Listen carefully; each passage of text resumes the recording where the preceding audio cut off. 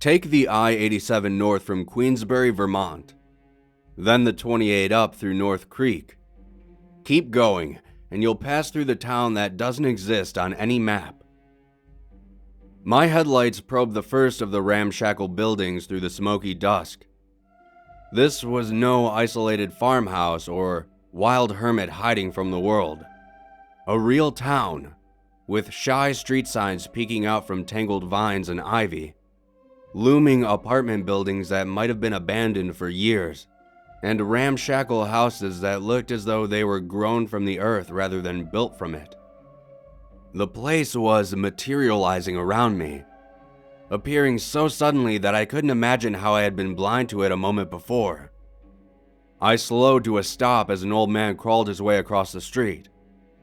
I was growing impatient and was about to honk when he staggered up to the car, clattering his knuckles upon my window. "Why are you here?"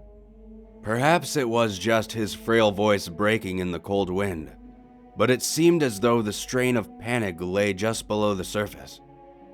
A depressed man, wrought by anxious doubt, screaming at himself in the mirror before pulling on a tight smile for the rest of the world to see. That's what I was looking at outside my window. "I don't even know where here is," I answered him. "Is there a hotel where I can get a room for the night?" "No hotels." The old man was turning in a slow circle.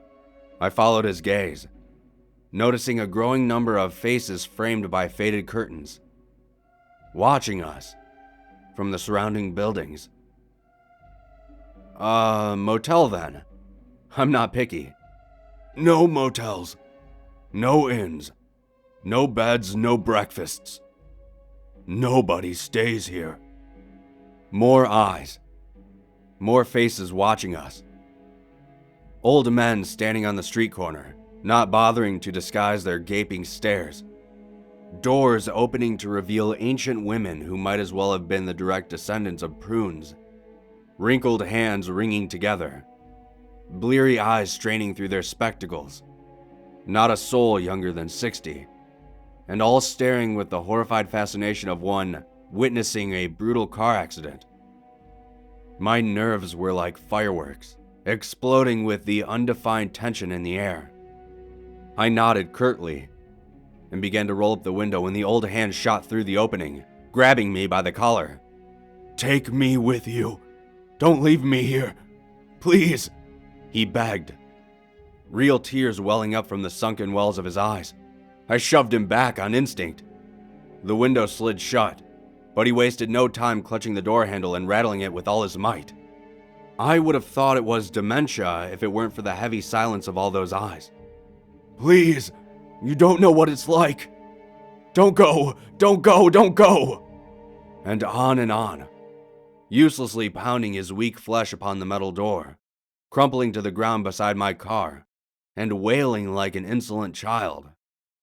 I shifted into drive and put my foot on the gas, but a sudden sharp whistle gave me pause. A police officer had appeared beside me, cropped gray hair and piercing black eyes, like a man who remembers the worst of war with warm nostalgia. He roughly pulled the pleading man away from my car before rapping a quick, authoritative burst of knocks on my window.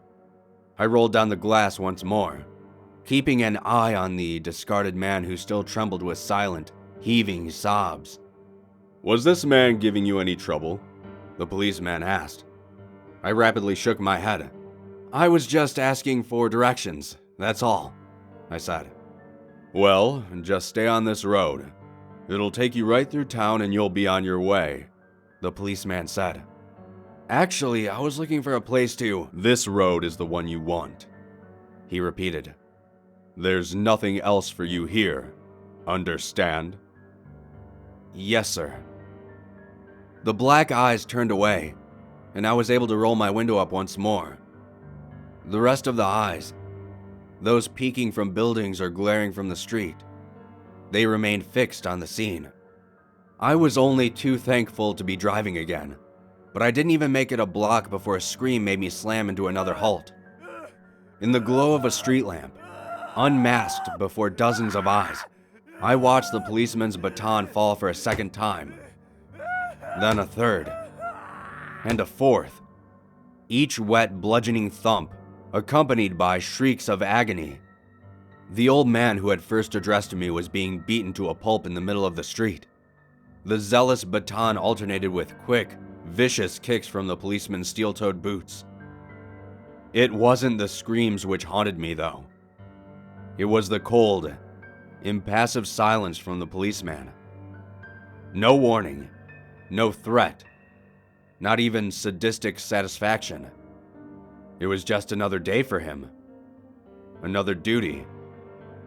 Those black eyes turned away from the writhing form on the ground. A second later, all the eyes from the entire town seemed to be on me. I stomped the pedal, tearing through the stop sign, not fast enough to avoid hearing another gut-wrenching scream echo from behind me. I couldn't just leave, though. It's my fault what happened. I should have let him in my car immediately, but there was nothing left but to hope I wasn't too late. I circled around the block, and by the time I got back, the eyes had all turned away. Curtains were drawn tight again. Doors were closed. The old man was the only one left, still moaning and whimpering in the street where he had been left. I stopped the car and wasted no time in leaping out. His decrepit frame was so emaciated that I had no trouble lifting him into the back seat. He was still alive. Barely, although there was a catching rattle in his chest when he breathed, and it looked like a few of his ribs had caved in. One of his eyes fluttered open for a moment. "Please," he had to spit blood between his words. "Don't stop. No matter what you see, don't stop until the last house is gone." I had no intention of staying any longer than I had to. The curtains were just flitting open again, but I was already back on the road. I braced myself against the impending sounds of sirens and the inevitable chase that never came. I didn't see a single other car on the road as I glided through the eerie twilight. The only sign of life was the regular beat of windows. At each block, a new set would snap open with mechanical precision. Old heads like cuckoo birds sprang out in unison. Next, the windows from the previous block would slam shut, continuing the steady rhythm like the incessant pounding of drums. The rhythm didn't change, block after block, but gradually, the faces peering out did. The further I went, the older the inhabitants became, shrinking and decaying into loose folds of yellowed skin. Then, this too gave way, until precisely I found myself being watched by faces so ravaged by time that I could clearly see bleached bone and hollow sockets turning as I sped along the road. Even the buildings here were in various stages of collapse and ruin, almost as though I was driving through the inexorable span of years. The houses were just beginning to thin and give way to wholesome shelters of trees when I glanced behind at my passenger. The shock forced me to slam my foot on the brakes, barely avoiding swerving off the road entirely. The gradual decay of the town was mirrored on my companion.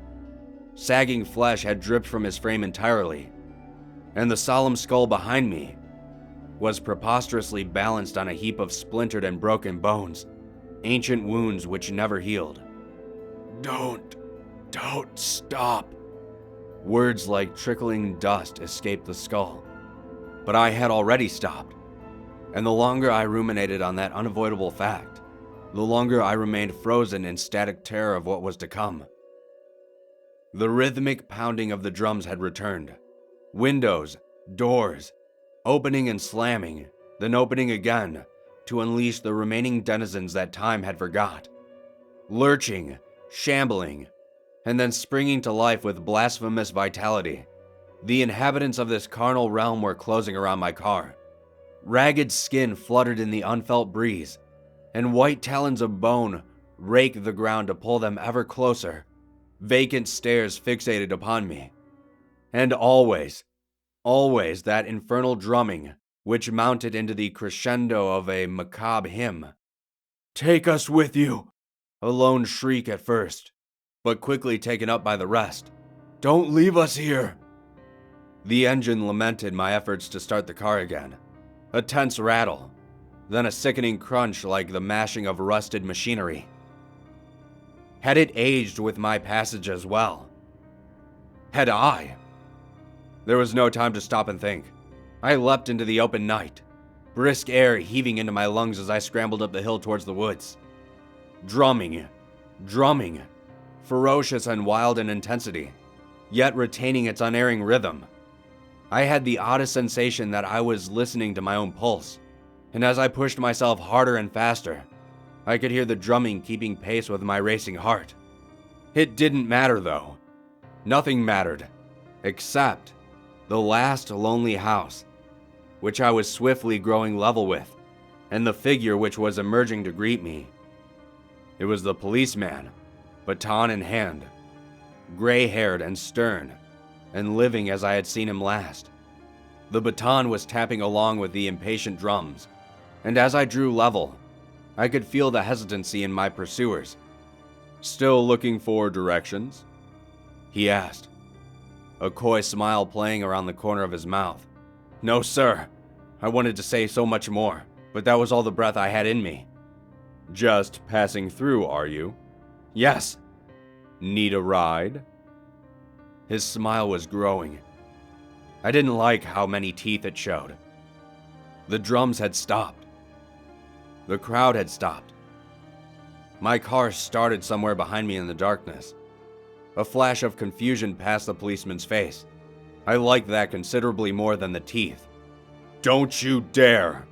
But I was already running. Back down the hill, back towards my car. The pounding of the policeman's feet behind me, but it was so quiet compared to the resounding drums a moment before. The uncertain crowd parted as the policeman's thundering approach, but I was practically flying now. My car never went below 10 miles an hour, but the passenger door was wide open, and I launched myself inside. The slam of the door behind me was the first beat in the resuming drums. All at once, the crowd was screaming again, drowning out the shouts and the threats from the pursuing policeman, mounting and mounting back into that hellish cacophony, and then, just as swiftly, dwindling back to nothing as the engine celebrated its triumph. The old man in my car, or what was left of him, he drove me to safety that night. It's almost morning now, and we still haven't stopped. But just as soon as I work up the courage, I'm going to have a whole lot of questions to ask him. I think I'll start by asking what the name of that town was.